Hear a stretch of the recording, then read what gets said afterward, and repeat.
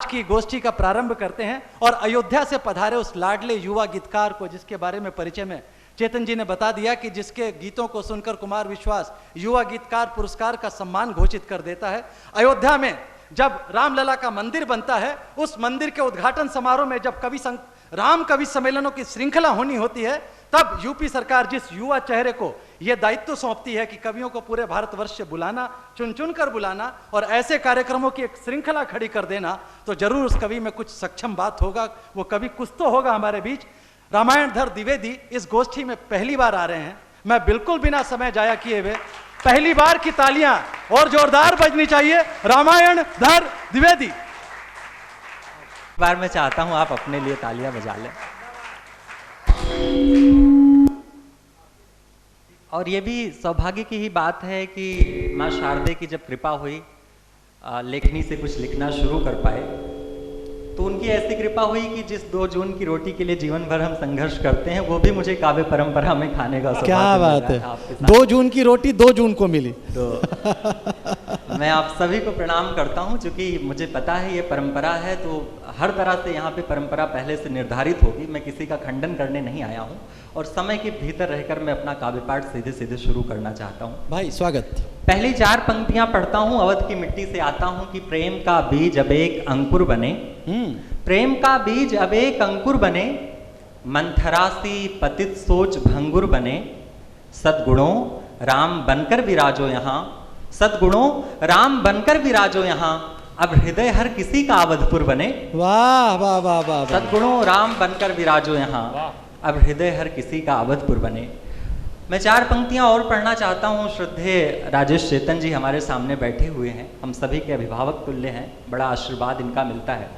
जीवन में जब आप कुछ अच्छा कर रहे होते हैं तो सबसे बड़ा संकट आपके साथ ये होता है, कोई आपका हौसला बढ़ाने वाला नहीं होता है, कोई आपको ये रास्ता दिखाने वाला नहीं होता है, या आभास कराने वाला नहीं होता है कि आपके अंदर वो क्षमता है कि आप और अच्छा कर सकते हैं।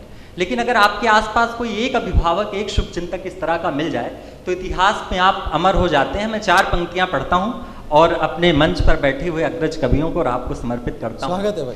कि हम पुष्पों सी आयु लिए हैं, मुरझाते हैं खिलते हैं, हम पुष्पों सी आयु लिए हैं, मुरझाते हैं खिलते हैं, आशाओं के चिथड़े करते हैं उनको फिर सिलते हैं, और सबके अंदर बसते हैं श्री राम भक्त हनुमान, मगर सागर पार करे वो जिसको जामवंत जी मिलते हैं। वाह, सबके अंदर बसते हैं श्री राम भक्त हनुमान, मगर सागर पार करे वो जिसको जामवंत जी मिलते हैं। आपके हिस्से एक भी जामवंत आ जाए तो इतिहास में हनुमान जैसे अमर हो जाते हैं। वाह वाह वाह, क्या बात है। जिस गर्मी के महीने में लोग सुबह से लेकर शाम तक घर से निकलना भी नहीं पसंद करते हैं अपने किसी आवश्यक कार्य के भी हेतु, उस गर्मी में आप कविता के संरक्षण के लिए आप यहाँ पर आए हैं, सुनने आए हैं, तो मैं आपकी श्रद्धा को प्रणाम करता हूँ। और 4 पंक्तियां श्रद्धा क्या होती है सुनिएगा। कि श्रद्धा हो तो मूर्तियां भवानी बन जाती हैं, श्रद्धा हो तो मूर्तियां भवानी बन जाती हैं, पापी की हथेलियां भी दानी बन जाती हैं। श्रद्धा हो तो मूर्तियां भवानी बन जाती हैं, पापी की हथेलियां भी दानी बन जाती हैं, आस्था हो मन में तो जानवी परात में भी, आस्था ना हो तो गंगा पानी बन जाती है। वाह वाह वाह, बड़ी बात है भाई। आस्था हो मन में तो जानवी परात में भी, आस्था ना हो तो गंगा पानी बन जाती हैं। मेरा परिचय दिया गया कि मैं गीतकार हूँ, गीत लिखता हूँ, तो मैं आपको सीधे सीधे अब गीत का सफर तय कराना चाहता हूँ। स्वागत। एक गीत आपके बीच पढ़ना चाहता हूँ। स्वागत है। पहला गीत मैं इस विषय पर पढ़ना चाहता हूँ। आप सभी लोग, चूंकि मुझे यहाँ जितने भी चेहरे नजर आ रहे हैं, चेहरा पढ़ के मैं जान पा रहा हूँ कि आप कविता के रसिज्ञ हैं, विद्वान हैं, तो मैंने हिंदी साहित्य का एक प्रयोग किया कि जो हमारे प्रचलित मुहावरे हैं, लोकोक्तियाँ हैं, आपने पढ़े होंगे हाई स्कूल में, इंटरमीडिएट में, या बच्चों को पढ़ा रहे होंगे, तो मैंने कोशिश ये करी है कि गीत की हर एक पंक्ति में एक मुहावरे से मैं आपका परिचय कराना चाहता हूँ। मैं किस हद तक सफल हो पाया हूँ, एक सकारात्मक गीत आपके बीच पढ़ना चाहता हूँ। स्वागत है भाई।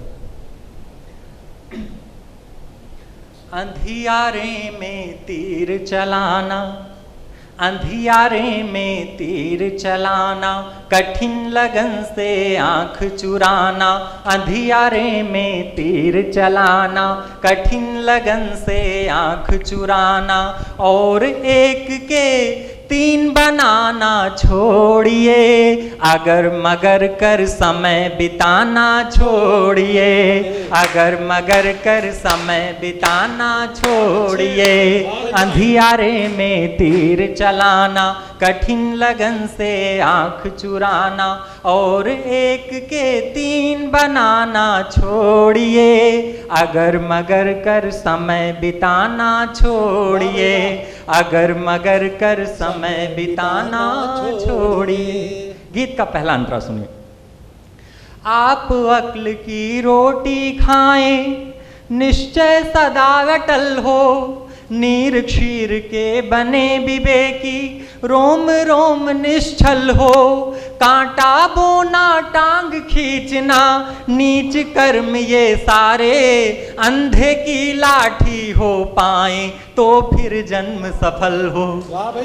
बहुत गलत है कोख लजाना, बहुत गलत है कोख लजाना, शुरू करें जी जान लड़ाना, बहुत गलत है कोख लजाना, शुरू करें जी जान लड़ाना, अब बालू पर भीत बनाना छोड़िए, अगर मगर कर समय बिताना छोड़िए, अगर मगर कर समय बिताना छोड़िए। गीत का दूसरा अंतरा सुनो। अपनी करनी पार उतारे, सत्य कहा जाता है, कर्म करे जो जैसा वो वैसा ही फल पाता है, अधजल गगरी रहे छलकती ये हर कोई जाने, जो गरजे वो नहीं बरसता केवल दिखलाता है। मिट्टी के माधव बन बैठे, मिट्टी के माधव बन बैठे, खटिया तोड़े मूछे ऐठे, मिट्टी के माधव बन बैठे, खटिया तोड़े मूछे ऐठे, बिना गुणों के धाक जमाना छोड़िए, अगर मगर कर समय बिताना छोड़िए, अगर मगर कर समय बिताना छोड़िए, अंधियारे में तीर चलाना, कठिन लगन से आंख चुराना, और एक के तीन बनाना छोड़िए, अगर मगर कर समय बिताना छोड़िए। क्या बात है, बहुत आभार आप सभी का, बहुत शुक्रिया। इस गीत की अंतिम पंक्तियां पढ़ता हूँ। स्वागत। और सुनिए, कुछ और मुहावरे सुनिए। अगर मगर कर समय बिताना छोड़िए, चोरी करके कोतवाल को उल्टा डांट लगाते, फिसल पड़े तो हर हर गंगे कहकर शीश झुकाते, बिना मरे ही स्वर्ग चाहते किंतु नहीं यह संभव, जो सागर में गहरे उतरे वे ही मोती पाते। क्या बात है। सदा कुएं तक प्यासा जाए, सदा कुएं तक प्यासा जाए, कुआं भला कब चल कर आए, सदा कुएं तक प्यासा जाए, कुआं भला कब चल कर आए, हस्तरेख के दोष बताना छोड़िए, अगर मगर कर समय बिताना छोड़िए, अगर मगर कर समय बिताना छोड़िए, अंधियारे में तीर चलाना, कठिन लगन से आंख चुराना, और एक के तीन बनाना छोड़िए, अगर मगर कर समय बिताना। क्या बात है, बहुत आभार,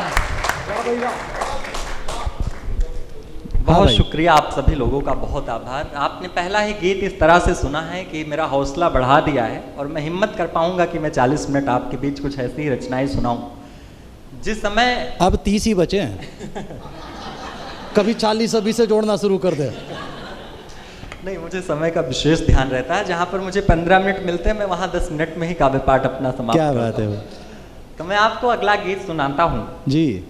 एक और आशाओं का गीत सुनिएगा, आप लोगों ने बड़े मन से सुना है।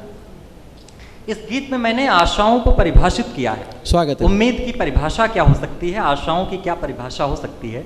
आप सभी प्रबुद्ध लोग हैं, मैं गीत पढ़ता हूँ, सुनिए। स्वागत।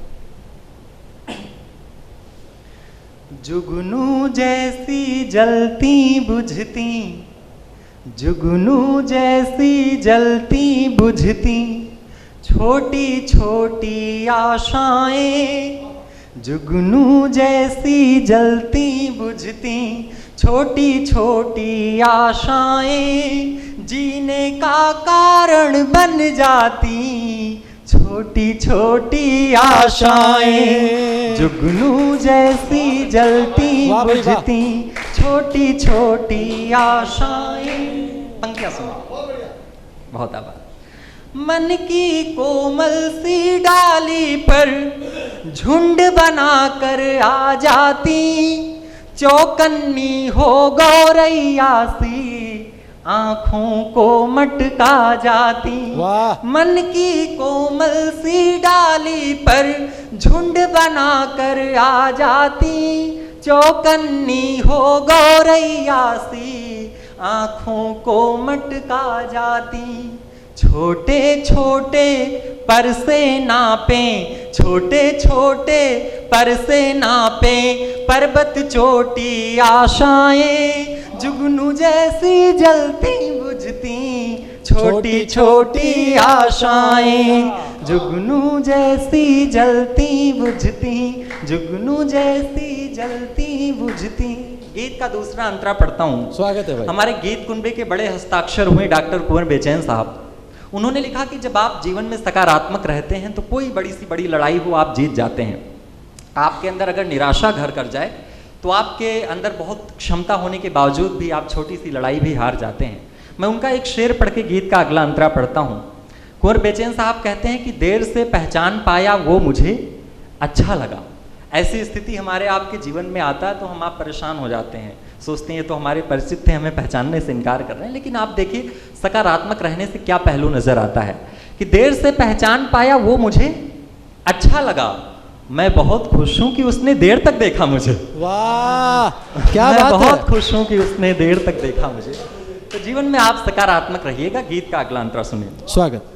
जुगनू जैसी जलती बुझती, चुपके चुपके नीच निराशा जब करती हो घर मन में, पग पग पर जब जाल बिछाए बाधा लाए जीवन में। तब आशाओं का क्या काम होता है? हंस देती हैं अवरोधों को, हंस देती हैं अवरोधों को, काट चिकोटी आशाएं जुगनू जैसी जलती बुझती, छोटी छोटी आशाएं। क्या बात है, वाह वाह वाह वाह वाह, जुगनू जैसी जलती बुझती। वाह भाई वाह, जिंदाबाद। बहुत आभार आप सभी का। गीत की अंतिम पंक्तियां सुनिएगा। स्वागत। माँ शारदे की जो थोड़ी बहुत कृपा मुझ पर हो पाई, उन्होंने जो कुछ अच्छा लिखवाया है, मेरा अपना मानना है कि इस गीत की अंतिम पंक्ति उसमें से आता है।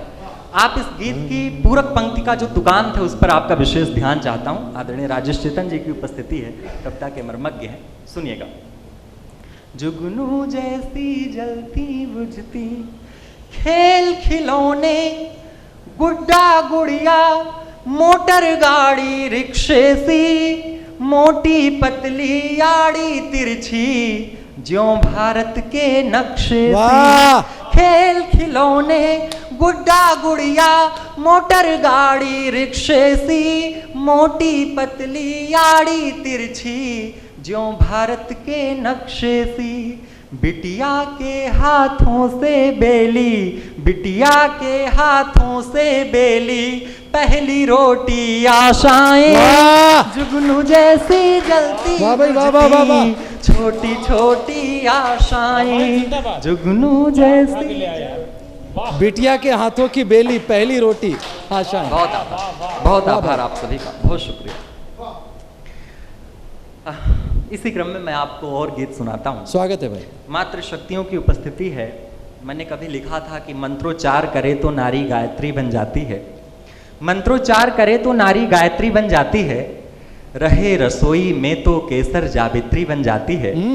मंत्रोच्चार करे तो नारी गायत्री बन जाती है, रहे रसोई में तो केसर जावित्री बन जाती है। लाख उपेक्षाएं पाए कर्तव्य मार्ग से चुके नहीं, सत्यवान के स्वास्थ्य में तो सावित्री बन जाती है। वाह वाह वाह वाह वाह वाह। सत्यवान के स्वास्थ्य में तो सावित्री बन जाती है। अग्नि परीक्षा देकर भी अपराधी जीवन जी लेती, पीर उमड़ती है आंखों में पर होठों को सी लेती। कभी पिता तो कभी वार्ती पति पर अपने सपनों को, सब अपने दीर्घायु रहे इसलिए हलाहल पी लेती। वाह, बहुत अच्छे रामायण, वाह। क्या बात मैं है आपको एक गीत सुनाना चाहता हूँ। जब कोई गीतकार मंच पे होता है तो सामने बैठे लोगों को उससे श्रृंगार के गीत सुनने की अपेक्षाएं ज़्यादा होती हैं कि वो श्रृंगार के गीत सुनाएंगे। अब तुम्हारी उम्र को सूट भी करता है, नहीं तो लोग सोचने लगे कि वृद्ध हम हैं कि आप हो। एक बार इसको जवान होने का एहसास दिला दिया जाए तालियां वालियां बजाकर।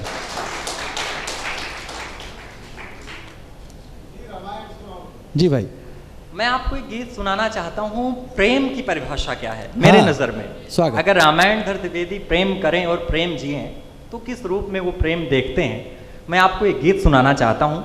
और यहाँ जितने भी लोग बैठे हैं, ये मैं आपको विश्वास दिलाता हूँ कि इस गीत सुनने के बाद इस बात को आप भी स्वीकारेंगे कि प्रेम की सही परिभाषा यही है।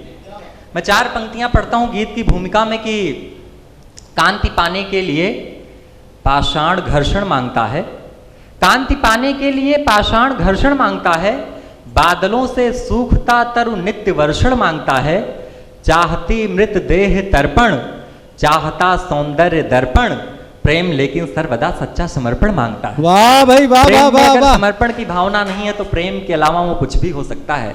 तो एक समर्पण का गीत, प्रेम की परिभाषा क्या है मेरे नजर में, मैं पढ़ता हूं। मुख्य आधार है प्रेम संसार का, मुख्य आधार है प्रेम संसार का, प्रेम ही प्रेम बस आप बिखराइए, मुख्य आधार है प्रेम संसार का। पंक्तियां सुने। मोह ले आपको जब कभी दो नयन, तब नयन में न मदिरा तलाशें कभी, कर सकें तो करें पूर्ण उनके सपन, दूर कर दें निराशा के बादल सभी।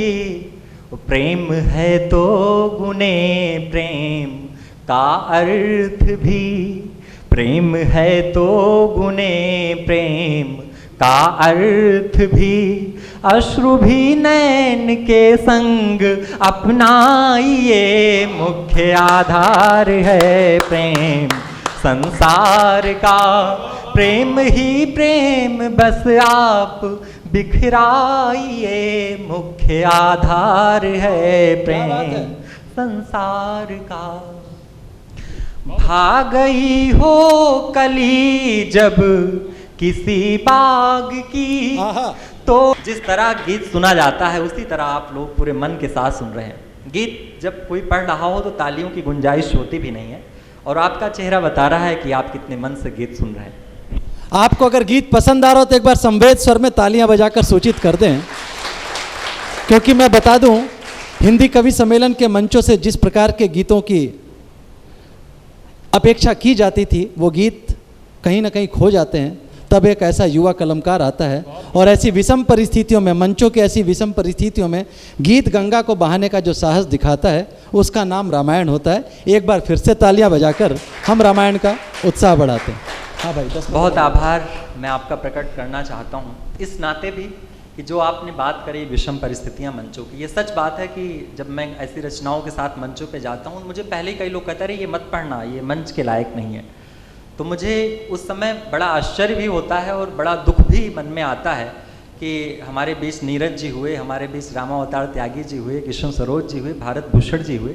अगर हमने इनको पढ़ा है, इनको सुना है और इन्हें हमने कभी स्वीकारा है तो हमारी रचनाएं क्यों नहीं सुनी जानी चाहिए। और तब काव्य परंपरा जैसे मंचों की आवश्यकता अनिवार्य हो जाती है कि आप लोग ऐसी रचनाओं को सुनते भी हैं और सराहते भी हैं।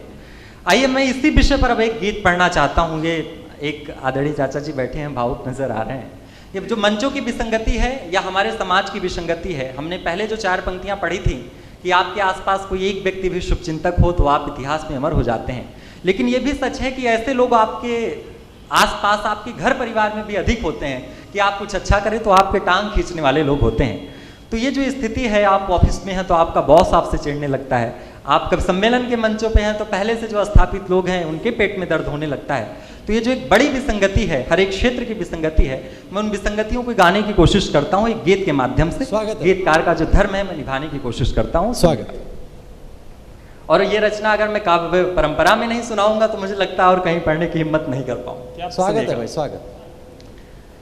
किस तरह पेड़ फूले फले, किस तरह पेड़ फूले फले, जब जड़ें डालियों से जले, किस तरह पेड़ फूले फले।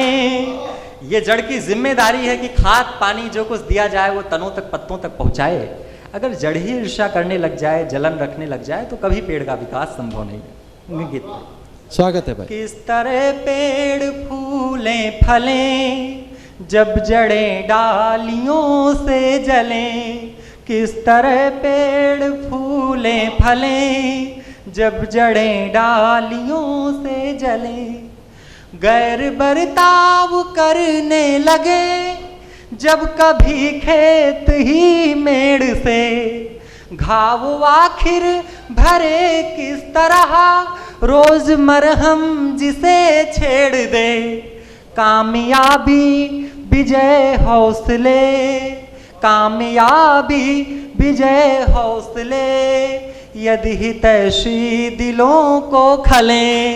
किस तरह पेड़ फूले फले, जब जड़ें डालियों से जले, किस तरह पेड़ फूले फले, जब जड़ें डालियों से जले।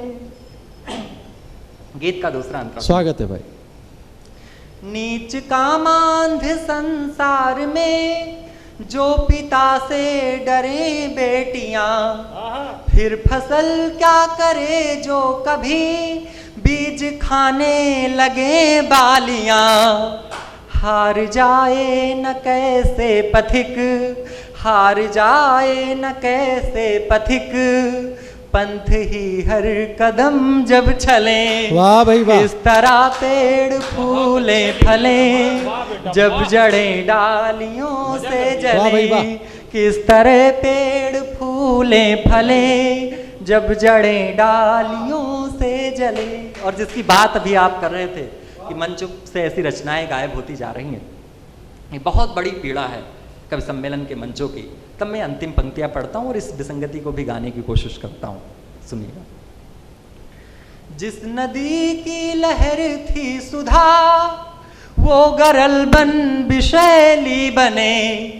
तुच्छ कविता अगर हर कहीं मंच की मुख्य शैली बने।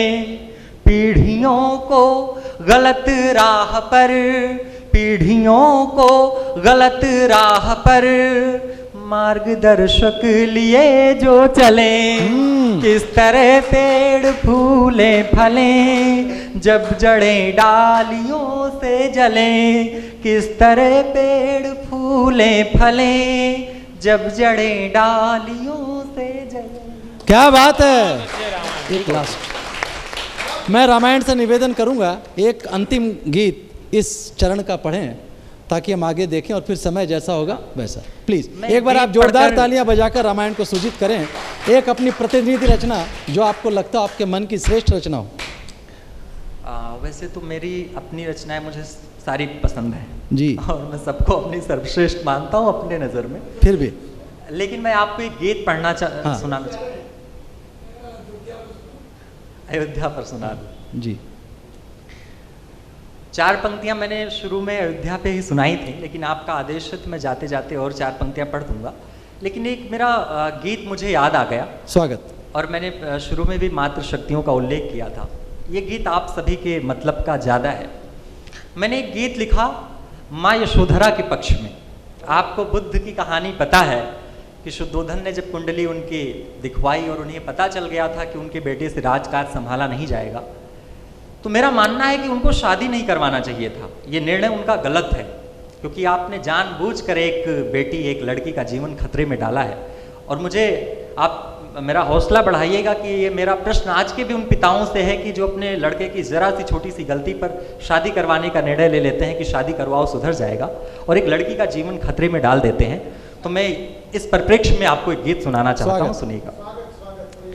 कि तुम्हें ज्ञात था पुत्र तुम्हारा एक दिवस वनवासी होगा, तुम्हें ज्ञात था पुत्र तुम्हारा एक दिवस वनवासी होगा, राजमहल में उसका होना सत्य नहीं आभासी होगा। राजन फिर भी तुमने उसका ब्याह रचाया, राजन फिर भी तुमने उसका ब्याह रचाया, यशोधरा की खुशियों पर क्यों दांव लगाया।